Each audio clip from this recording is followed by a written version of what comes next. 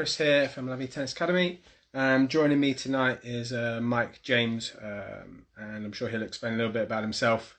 He is a sports analyst, an analytic coach, and he'll be providing some insights into a few different things regarding tennis and kind of stats, different patterns of play, and loads of different things. So see if I can get him on now as best as I can. Hey Winston, how are you? I hope everyone's staying safe. Jedden, how you doing? Let's see if I can add. Go live. It's going to be 1 sec. I just messaged Mike to say that I'm on now. Let's see if I can add him in. Give this 1 second.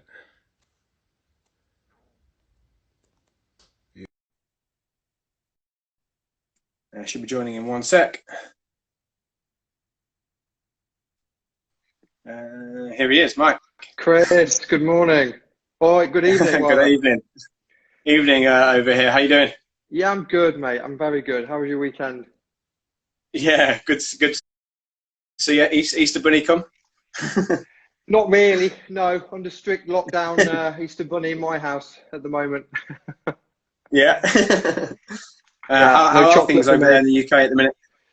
How are things over there? Yeah, they're okay. They're okay. I mean, every day feels like a month at the moment, and what can we do? You know, you just got to stay healthy, stay positive, read, watch all the Netflix and box sets you can find, documentaries, anything just to keep you motivated, entertained.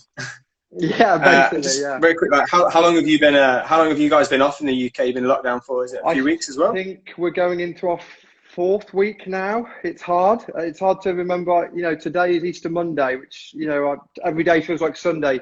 I get out in the morning. I hear the garden being cut, the grass being cut from the next door neighbour. It just feels like it's Sunday every day. So it's every day's a holiday. So I was just saying, Mike. Can you explain to everyone kind of what you do and what your role is? Just want to say, obviously, I've known you for, I don't know, probably a scary amount of years, I guess. I don't know how long I've known you for, but worked with you through different things, been on different trips and stuff. And obviously, I want everyone to know that you're a top coach as well as a top analyst as well. So I think that's an important side. I mean, for me, so much data and stuff in there in the world, but coming from a specific tennis background and being a top tennis coach, I think that gives you a massive advantage to a lot of these other kind of companies and stuff out there. So if you could just explain a little bit of what you actually do, and then we can go into a little bit more detail as we go through. Sure. Well, thank you. I appreciate that introduction, Chris. That's I appreciate that, and it's been great that the last 15 years we've grown together and watched our careers develop and change in different ways. So so really, I suppose in a brief description, my journey is sort of from top to toe, really. So I've worked at the development end of tennis all the way through to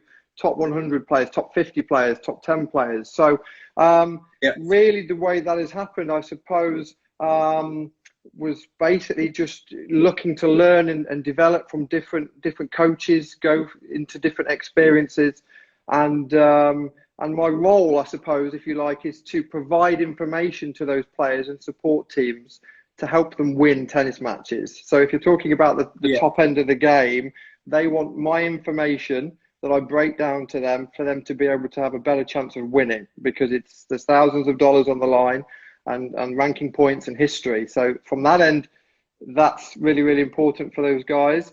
From the junior side, or players transitioning from futures into professional tennis, is the game development side. So that's where sort of my coaching background comes into play a little bit, where I'll break down patterns of play, create highlight videos, positive and negative, for the coaching and support team to go away and have a look at that. And that could be actually the physio, the conditioning coach, the psychologist. You can use video in a lot of different ways. So, the psychologist is interested in the body language in between the points for the player. The conditioning coach wants to see, well, what's their decision making like in the 5th set? How fresh are they? What are their movement patterns like? So nowadays there's so many different layers to a support team with a tennis player. I liken it to Formula One, when Lewis Hamilton he thanks his team at the end of the race, and there's 250 people behind building his car. Building his car and actually getting him on the grid and getting him in pole position. Of course, he's driving the car and he's got to be world class. But tennis is becoming more like that, where the background team for those players now is getting bigger and bigger. Yeah, and is it just for everyone to understand? If you could just kind of run through like the process of what's involved, I guess, in terms of your support role. It's videoing, right? Or you go to travel to tournaments, record matches, and get. Yeah, so it's been very different depending on who I've been working with. So when I first met Claudio Pistolesi back in 2010, I shadowed Claudio in Italy, America, Germany, and that was my link into the professional tennis. And with Claudio, I started working with players, junior ITFs, futures players, challengers, and main tour. And I never played professional tennis. We played in the same men's team back in the UK.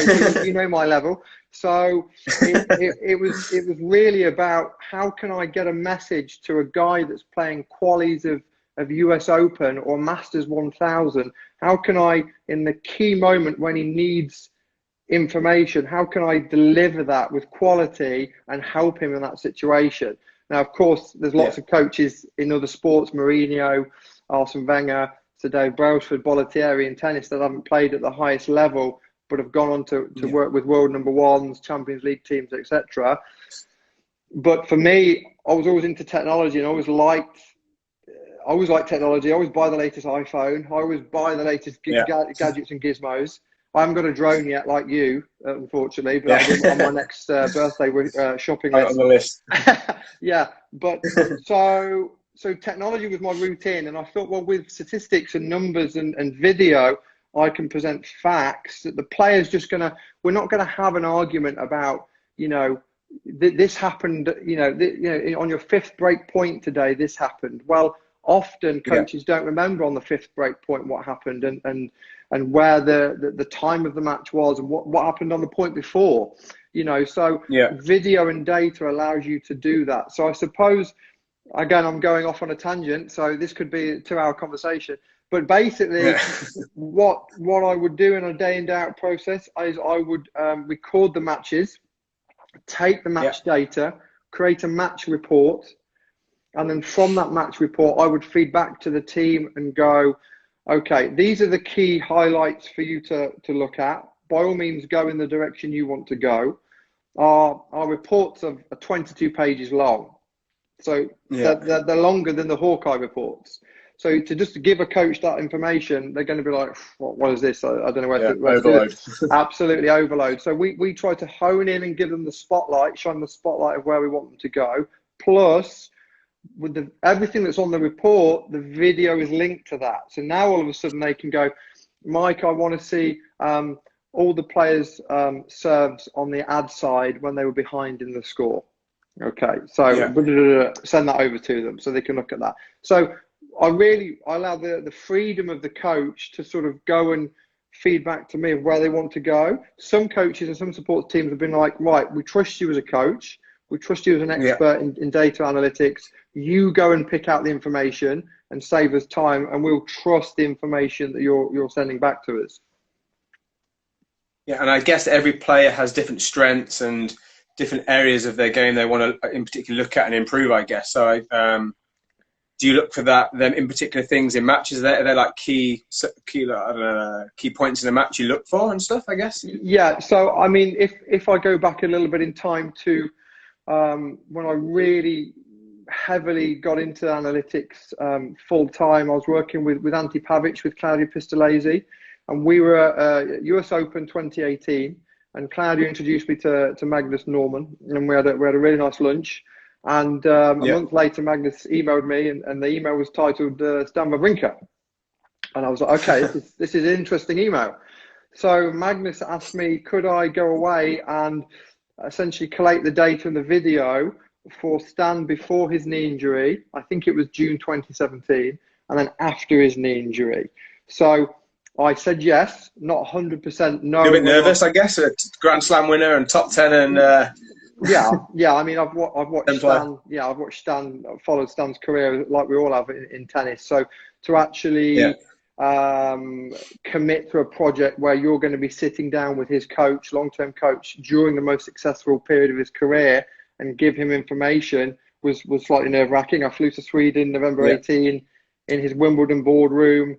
You know, big projector on, hooked up, and presented with him. And I would say, what an amazing guy Magnus is, and he really did make me feel comfortable and make me feel that I could go and present the information quite freely and quite openly. And I never felt at any point that he was judging, you know, this guy's, you know, not done what I've done. You know, Magnus obviously is a former player, you know, 2 in the world, you know, Davis Cup winner, and then as a coach been unbelievable. So he made me feel very at home very quickly.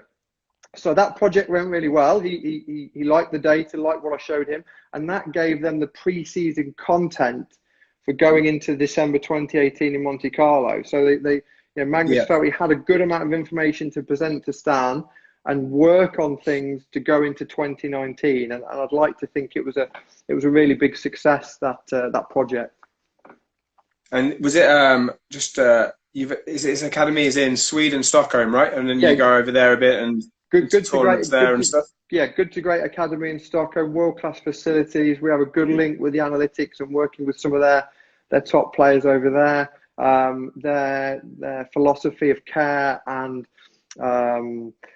you know, they are really an academy that looks after their players, and I think that's so important. If we switch gears to academies, there are a lot of tennis academies out there now more than ever, but I think for parents and juniors looking for academies, you want to go somewhere where they care about your players. And I can see through the Instagram and what you're feeding back to me and speaking to Seb that, you know, your academy over there is doing a great job. And I think there's very few academies like that, but they're the best ones for sure. So going back to sort of the analytics journey with Stan and Magnus. So if you're thinking about your original question, and I always go off topic, the original question of, like, you know, is it different with different players? Well, with Magnus, it was about, can we get a guy who's 34, who's won 3 Grand Slams, been top 5 in the world for 10 years, can we get him back to winning ways and back at, you know, quarters, semis of slams? Yes, we did that. Yeah, for sure we did that. Yeah. And then this season, I was fortunate enough to start my role with Mimor Kekmanovic and Team Kekmanovic. Mira Havatan is the head coach. Again, another great coach, very holistic, very open. And for anyone that doesn't know Misha, we call him Misha. He's 47 in the rankings, next gen player, made semis of next gen. And again, with my role with him, it's slightly more different because it's more game development, because he's born 99. We'll remember a lot of players in the UK that were born 99 and 98. You know, Jay Clark born 98. So those guys, you know, it's all about the game development with someone like Misha. So it's been an exciting second project full time for me going into that role. And do you feel like there's any stats which you feel are relative to every player? So whether you're working with Stan, Misha, juniors playing ITFs, or even your local national or regional players, is there certain stats which you feel are really relative to everyone when you got there on the practice court and things to work on? Yeah, absolutely. I think obviously the 0 to 4 zone is being talked about all the time and almost being overused and over confused with that situation now. So the 0 to 4 zone, what gets linked to the 0 to 4 zone is the percentage of points played, which is 70%. With the data that's come out from America, 70% is your average. What I would say is when I was coding Stan, when I was scouting for Stan against Novak, US Open in last September, their 0 to 4 zone is around 61%. Now, some people might think, well, it's 9% difference. That's not much. 9% is a lot. When you're talking about 200 or 300 points in a 5-set match, 9% is a big chunk. So they're having more medium zone rallies, Stan and Novak. But yet, let's say if I was to show you a John Isner or a Struff against Misha, it's probably slightly above 70%. So First of all, we have to be careful about, you know, oh, it's only serve plus one, return plus one. It is, but our repeatability has to be amazing, and how we train that serve plus one, return plus one, because there's 8 serve spots, then there's the forehand backhand to play, then there's your court position, then there's, are you in attack, neutral, and defense? So there's all those things to train around the 0 to 4. But coming back to your question, 0 to 4 is massive, and the serve and the return, for me, we should practice the serve and return at the beginning of the tennis session more often than at the end. We often go through the motions of a physical warm-up, service box warm-up, baseline, then we get into volume training, then we maybe do some approaching, and we go through almost like a long match warm-up process, almost. Exactly. And then we go, right, guys, go and hit some serves. We don't pay too much attention on the serve, and then let's play points. So the serve is the only shot that's guaranteed for you to hit. So that should be the most important shot. And looking through the levels and looking at juniors to the top guys, the serve for me, including women, the serve is the deal breaker. If you've got a world-class serve, that is going to give you a huge boost moving forward. I mean, okay, silly example, you know, Ivo Karlovic. You know, Ivo Karlovic has had, you know, the guy's 41 and still serving aces and getting to tie breaks because just because of the serve. So the serve is absolutely massive. The return is massive, and then obviously we then look at, okay, what happens at break point, set point, match point? Does the rally zone go up because of stress levels? I'm doing a lot of research on that at the moment. At the moment, I found that break points, the rally length in our data anyway, it goes up 10%.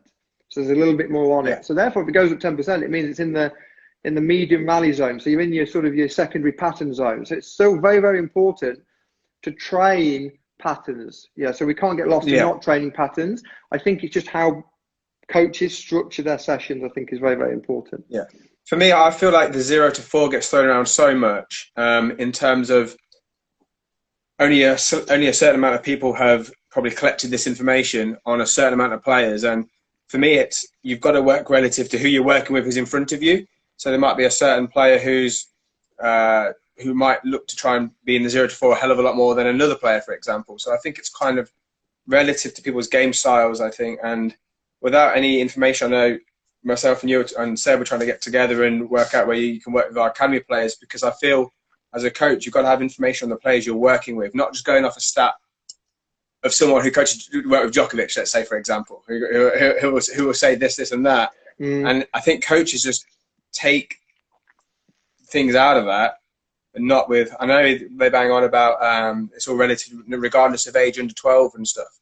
But for me, it's under professional level, you're forcing someone to miss, I think. And then you look at under 12 level, where the 0 to 4 might be happening more because they're decision-making sport, not because of the forcing errors. Do you understand what I'm saying? No, I totally agree. Like coaches need to. Yeah, and I think it's, you're right. I mean, any headline that gets put out there, people then just look at the headline and take it and run with that. So ultimately, the game, you know, even, you know, with some of the longer matches I've coded, I think with Misha played Kyle Edmund in New York this year, and the average rally length, including serve return, was 6.5 shots. Now that was the most rally length I've ever seen on a top 100 match. But the still match is still 0 to 4. But you're absolutely right. The long points, you know, it might be a break point, it might be a set point, it might be a match point, you know, +9. So you've still got to pay attention to those zones, because it might be a crunch point that they have to go deep into the rally, be clear, be calm, and execute. And that's why I think what I'm doing is very holistic, in the sense of I'm bringing the support teams together. So we have a team WhatsApp, team Dropbox, the Dartfish user area shared with the whole team. So the conditioning coach, the physio, the psychologist can all interlink, because all of them will have a very good input to the video and the numbers, and they'll all sit slightly differently. Obviously, at the end of the day, it's the player and the head coach that's going to make the decision in the right way. But it's a massive benefit having that support team jumping in on the video and the numbers. Yeah, no, absolutely.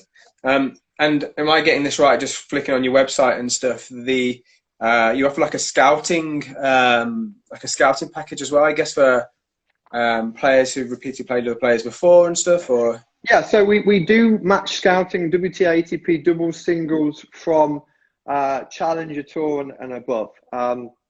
Obviously, ITF futures, there's not a lot of streaming.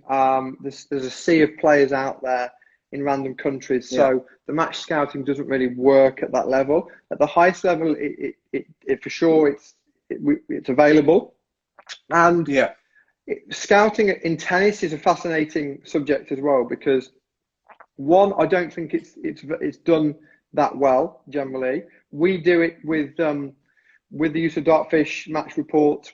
Let's say, for example, one of my players hasn't played that player before, so you can't have a direct. If Liverpool play Chelsea every season. So when they play them the next season, they've got a massive amount of information from previous seasons. In tennis, it's slightly different because you might have not played that player before. So let's say I'm looking at Misha playing. Let's think of someone who hasn't played this year. He hadn't played Tsonga in Doha. Okay, so in Doha, he'd never played Joe Wilfried Tsonga. So I took 6 matches that Tsonga had played and coded them all. And I also took players and game styles and conditions. And that's what's difficult. So I tried to find slow, outdoor, humid conditions that Tsonga was playing right-handed, double-handed players. Okay? So I use like a Dimonyor, these sort of players that are similar to Misha's game style. Take the video, take the match report, break it all down. And I won't go into it too much because I don't want to give away all the secrets, but what I am doing is definitely breaking down the court in 2 halves. So I'm breaking down the ad side and the juice side and treating it as 2 separate game plans. Why? Because the score is linked heavily and favoured heavily to finishing the game or the set or the match on the ad side. So 77% of break points come on the ad side. It's just because of the score. 30-40, love 40, ad out. The only time you can get that on the juice is 15-40. So I actually try to, and of course, if you listen to Brad Gilbert and other top coaches and his book, the juice side is the setup side, the ad side is the finish side, and I buy into that. But the ad side is where you really want a clear game plan, because that's where the money's going to be made. If you can be slightly on the favourite serves and be preempting where they're going to serve and hit the next ball after serve to, that's going to be a huge bonus for you moving forwards. And to be fair, in the Tsonga match, I think it was Misha's, one of his 2 best performances of the season, and it was a superb match. I recommend you go and watch that on Tennis TV. It was awesome. And I just think you hear it all the time of when someone loses, we had so many juice points, we had so many juice games, but actually it's being able to convert them ones on the ad side or play them big points. I guess being able to perform under pressure and deal with the situation, I guess. Absolutely, and this is where there's some of the stuff I look at, or not a lot of the stuff I look at, is actually again linked to the score. So, with one player we were looking at. Okay, that in the match they hit 10 balls on the forehand down the middle of the court on the first ball after serve. So 10 balls down the middle is a lot at professional level. Okay, and what was interesting was they lost 8 out of the 10 points, and they were in neutral, so they could have done more. But the score was 30-40, set point and match point down. So that's really interesting for the coach to see. Okay, big point. What do you define big point? Well, we define big point as break point. You've had a ball there on the forehand that you can do something with, and you've gone down the middle and played it safe, and then you've been on the back foot in the rally, and ultimately you've lost the rally. So for me, that's a really, really interesting part of the scouting that we're doing. And just I'm sure I've heard you say this before. In terms of points won from the baseline, am I right in thinking that what you say is that a lot of people end up losing more points at the baseline than winning, pretty much? Is that right? Give or take. Thanks, Purav. Appreciate the comment, Purav. Top doubles player. The mastermind. For me, it's you see that basically the 48% is what Djokovic wins behind the baseline. 48%. Okay, so that's contact behind the baseline. So remember, when you're behind the baseline, mainly you're in defense. Okay. But what you've got to understand is how much of the match is played behind the baseline and how much is broken down. So when you see Djokovic winning 48% beyond the baseline, when he's getting inside the baseline, he's winning 75%. When he's getting at net, he's winning 85%. So people go, oh my God, 48%, that's a terrible percentage. And how can that be for the best player in the world? But, you know, he's playing a lot of the match inside the baseline and at the net. So, you know, it counteracts that stat. So again, it's a bit of a misleading stat, but it's also important to remember. Let's say when I scouted Djokovic in September 2019, when he played Stan in 2016, he came to the net 5 times in that match. 5 times. And the match was like 4 hours, 10 minutes. When he played Del Potro in 2018, he came to the net 37 times. So someone at that level has changed his game from 2016 to 2018 to play more vertical. That was not by accident that was happening. So on the scouting report I did in last September, I said Novak's going to come a lot more vertical this time. He's going to come in a lot. And they only played 2 sets because Novak retired because he had a shoulder problem.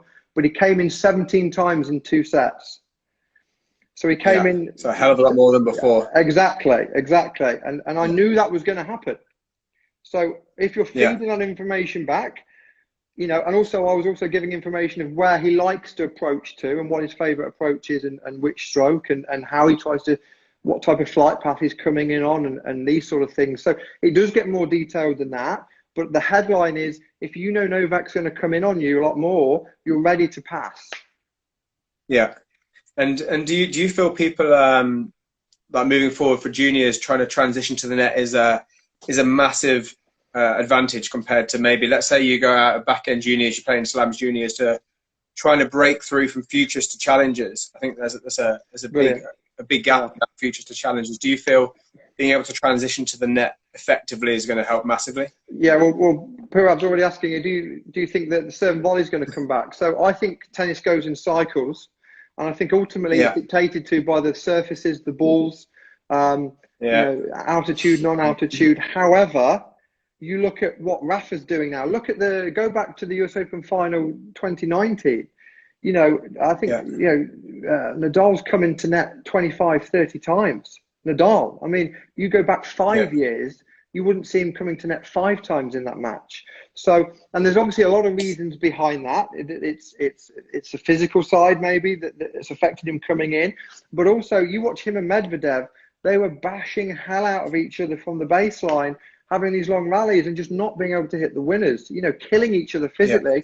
And Medvedev even came in more than the rest of the tournament in just that one match against Rafa, because they've just gone, we're just cancelling each other out here, so that going to net is the only way to finish the point off. So I think going back to your question of the transition side, first of all, they need a weapon. So if it's on the women's side, are they skillful? Can they crack the ball? Can they actually take the racket out of the hand on the female side? On the men's side, they have to have the serve. You know, they have to have the serve. Whether it's an Evo type serve, like a cover serve that's extremely accurate, or whether you've got, you know, someone like, you know, like a Struff that's got a big bomb. You know, you have to have the serve in place. You're not just going to get by with a serve that's not accurate or not powerful. You've got to have one or the other. Okay. And then you've got to have another attribute. So the serve has to be a weapon. And then what's the next thing that's a weapon? So is it your speed around the court? So you're a great counterpuncher, like, you know, de Minaur, unbelievable at just defending. You know, are you someone like Roger that's skillful, creative? You know, whatever it is, you've got to be awesome at it. Yeah. And I think like the difference in the men's by having a big serve, or you need a serve to probably, I think you want to be looking to get minimum 1, if not 2 cheap points a game, like unreturned serves. I think if you're not doing that, you're going to struggle to get through. Yeah, I'm just looking at these questions here. Phil's really into this. I like it. A ball's not heavy, so tougher to pass. I agree, but then at the same time, the string technology and racket technology has also improved. So you could argue either way there. But I think also it depends. For me, I think it's not the thing, not trying to pass on the first ball. I think it's actually making someone play a tough first volley and then actually getting the chance to. Again, it depends. For me, that's an important one.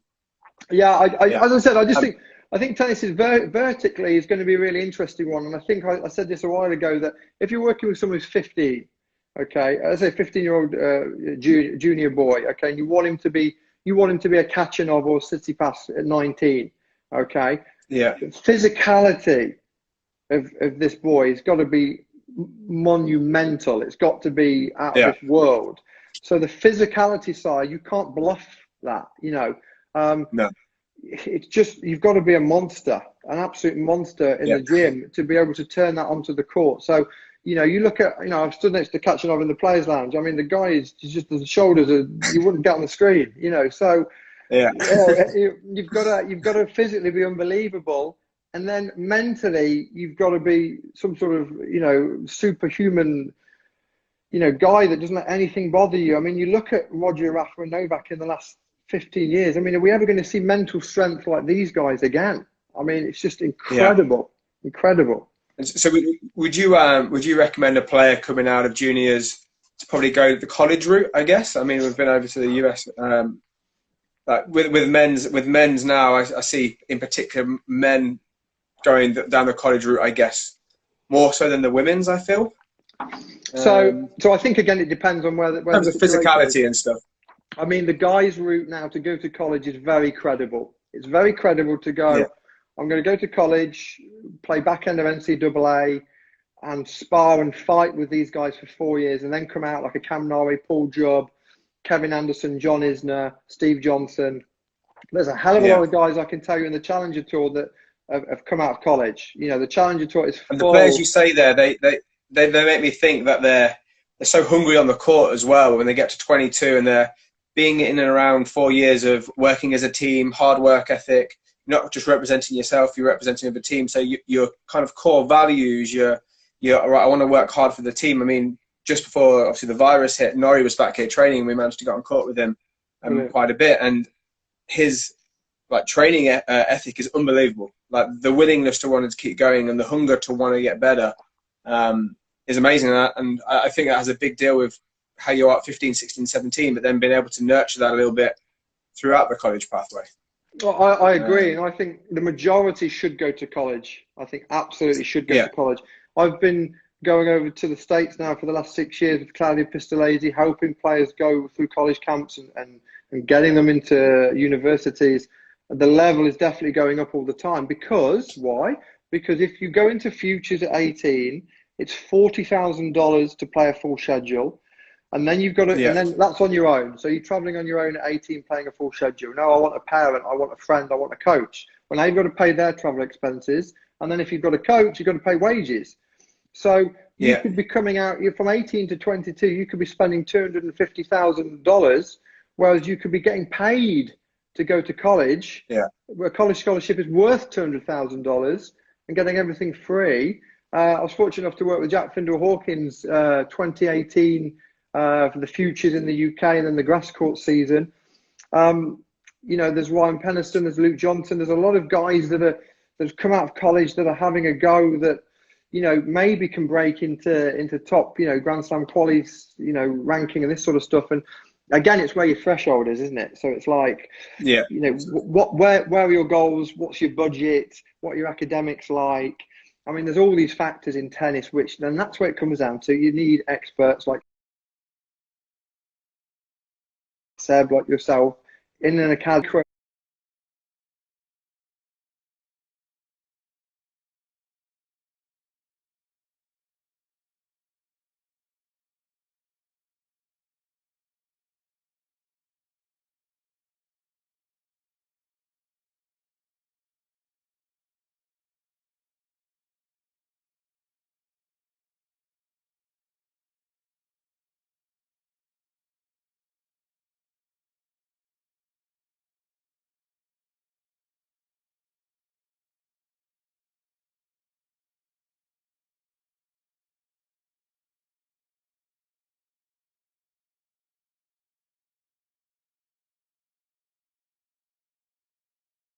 If I go play Tennis Europe, I'm going to get smashed, this and that. Where I think actually going out there and testing the water, playing on different surfaces, actually using tennis as a bit of a life experience, I think is kind of pretty key. Do you agree with that? I think you answered my question. I think absolutely right. Ultimately, let's talk about the coronavirus situation. Whenever England come out of the lockdown and things get back to normal, the Premier League can start. So my team, Leicester City, your team, Arsenal, Arsenal can try to get in the Champions League. Leicester will be in the Champions League, just to add that in there. But, this guy. But you can that can start back. Tennis is a global sport, so you can't earn a living playing only in England. Playing only in Germany, France. So you have to get on a plane and travel. So first of all, should they be doing that pre-coronavirus? Absolutely, for the mentality, for life experience, meeting new people. Being more independent, being more comfortable in uncomfortable situations. You're playing in India, Nigeria, South America, Thailand, all these different cultures. Totally, I've got thousands of stories already that have, over the last sort of 6 or 7 years, good and bad, that have happened that will stay with me forever as a coach. So as a player, again, you're going to have that as well. So I think you have to do that. I think professional tennis coming out of this, I think has to probably look at, can it actually facilitate a global world tour?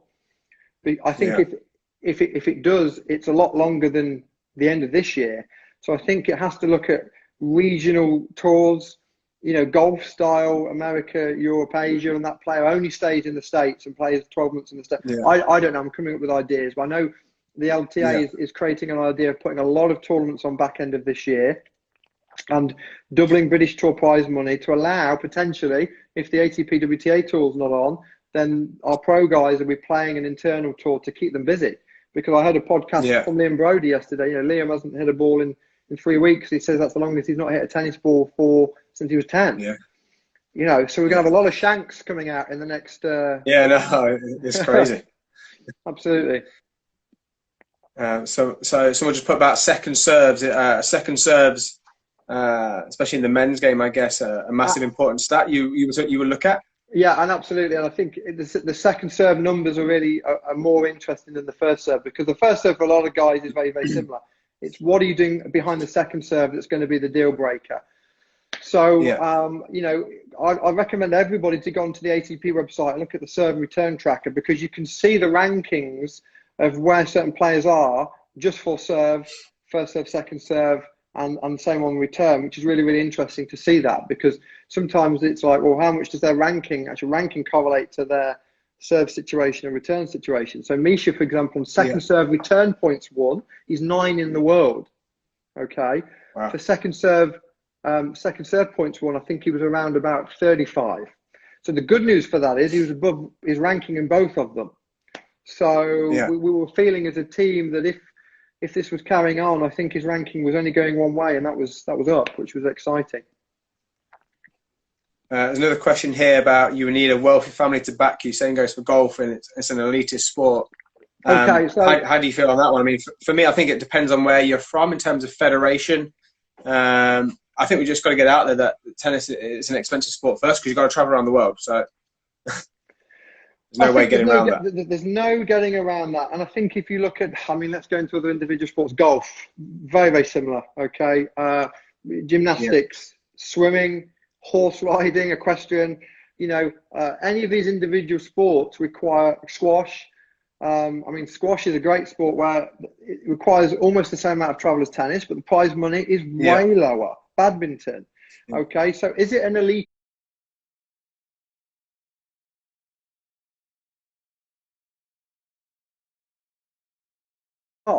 The baseline. I guess for me personally, I think it's, as a tennis player, if you can give somebody different kind of balls, being able to, depending on where you are on the court, but send one with a little bit more shape to it, and then actually the next ball, if I send a little bit more shape and flight path and height, this next one I'm going to try and take it early and still time, and like someone's rightly put there, I'm going to need as less tops in. So I think that's where it comes down to a skill level again. To actually do you have the ability to shape the ball well? Do you have the ability to actually be able to flatten it out as well? I think it's very hard to differentiate the two. I remember looking at Roger Federer against Nadal, semis of Wimbledon last year, and he made Nadal play first ball after serve on his toes, on his forehand, inside the baseline over 40 times. And if you look at those 40 points, obviously Rafa, we know his topspin's been nullified on that because he's Yeah. almost hitting the ball flat with a little half volley to bunt it back in, and then Roger's on top of that. So Purav's point of like, you negating topspin, absolutely, and is slice more effective in that situation? Let's see. Yeah, I wonder if grip changes will have another cycle in order to, if I want to take the ball a little bit flatter, actually I want to hit the ball a little bit quicker, I might have to slightly adjust, come a little bit more Eastern. But again, who's changed his grip over the years? Rafa. He's changed the grip on the serve and on the forehand. Again, you go back and you look at his forehand when he came on the tour at 16. It's right around here. Now it's more toward a soft, semi-continental. So again, what I love about the top three, we talked about the big three, is their game development. They're still developing that. Novak brought an analyst on. Novak serve. The serve. He changed the serve. You got Rafa changing the forehand and the serve grip. Roger playing more vertical and shortening the point. So that's what I think. That's a great message to going into junior tennis is. When juniors, sometimes you're working with a junior 2 or 3 years. I've been in that situation. The junior feels, I've got this, I've got it, and you think, look at this guy who's nearly 40. He hasn't got it. He still feels that he wants to push the boundaries. So they're great role models, and I don't know whether we'll ever see role models in tennis like that again with these three. It's been an unbelievable era, and we're going to really miss them when they stop. And that's why I'm getting really annoyed with this virus. Because there's no talk, they're missing to play tennis. Yeah, and I think it's really, like I say, it's important for a coach perspective, but also a player to be open to learning and meeting new people and just at least taking on board different ideas and different ways of playing the game. Because like you say, tennis is such an individual sport, and there's 1,000 ways you can go and play it. Do you know what I mean? And different grips, different shot decision making, different body types for a start. Do you know what I mean? So I think as a tennis player and a coach, it's important to just be really open. I love that, Chris, and I think that advice is amazing to any player or family. I think I also think, slightly switching gears, I think when you find a coach that works for you and fits for you, stay with that coach. Too many families and players coach hop and move around, and that ultimately affects the player, and actually that harms the player's development more than Stan. I mean, go back to Stan. Stan had the same coach from 4 years of age through to professional player. And Mike Peel, I want to give Mike Peel a mention out here. He's worked with Victoria Allen, who's now playing out in Florida State from sort of 5 to 19, from tots to junior Grand Slam and D1 college. So it is possible, and I think having that trust and that relationship is massive. Yeah, no, absolutely. And I think a lot of people take so much note in how good are you when you're 11, 12, 13, 14. And I guess the hardest thing as a coach is to educate the parents and go, look, stick with it. This is the process. This is what our vision. And I think you've got to have a really good working relationship with parents. So and it's super important. And I think when you talk about, I feel parents are always trying to buy onto the net or go on to the next one, or just because a certain coach has suddenly started producing one player or two players, to think, oh, they must be doing something magical over there. And often they produce that player because they had the longevity with that player. So then the parents think they can just buy that package and that relationship they had with that player, but that's been built over years. So we're going massively off topic now, but it's good to talk tennis, mate. Is there any more numbers you want to chuck out there? Not really. Anything else you want to talk about in terms of your role, or? No, just to say, thanks for having me on there. Really enjoyed the chat and the conversation. Thanks everybody for the questions. I'm really looking forward to be producing some free content for UTR over the next couple of months, and I'm going to be helping them out with some webinars. So you can. Yeah, we've just got the rights. We're holding the UTR tournaments now in New Zealand, which is wonderful. And I think UTR is UTR is a great platform, and they're creating these free webinars now. They had Alison Risk last week, Nick Bollettieri, they've got Jez Green and Ivan Lendl coming up in the next couple of weeks, and then unfortunately, Mike James, absolutely. So I'm looking forward to showcasing a little bit of what we're doing. With the presentation, I think is important, and I'm really excited to be. Seb's already took the words out of my mouth. Really excited to be working with you guys and and seeing what we can do with you know, we've not really touched on it now, but steepening the learning curve and player development. And that's what I'm really interested in is, yes, professional tennis, the glitz and glam was amazing, but actually, can you steepen the learning curve and look at, you know, baseball, NFL, soccer, and really hone in on the quality of coaching for the player, you know, with the tactical, the technical, physical, mental, and get them to their end goal a little bit quicker. So I'm really excited about that. Yeah, I think I was saying there about baseball, I think I'd tell everyone watching this, if you don't understand kind of what Mike's doing, go and check out, was it Moneyball? Moneyball. Is it Moneyball? Yeah. Go and watch Moneyball. I love that film, and I just, as soon as if I think of Moneyball, I just think of you now on a behind a laptop doing it for tennis. I've never quite got the curly hair that the guy had in that film, but I wish I did. But Chris, it's been a pleasure to talk to you, mate. Really enjoyed it. Yeah, no, and if anyone wants to find you, obviously you're on your Instagram here. You got a website and your business. Yeah, Sportiii Analytics. So Sportiii with 3 I's. SportiiAnalytics.com is where you can find the analytics side of what I'm doing. And then chuck me a message on Mike James Sports on Instagram. And Moneyball Mike. Oh, Seb. Moneyball Mike, I like it. That could be the winner, Seb. Okay. I'm always interested to talk to people. Drop me a message on Instagram, ask me questions, absolutely fine, and look forward to talking and seeing you all soon. Awesome. Thanks for your time, Mike. Cheers, Chris. Take care. Moneyball Mike, take care, buddy. Bye.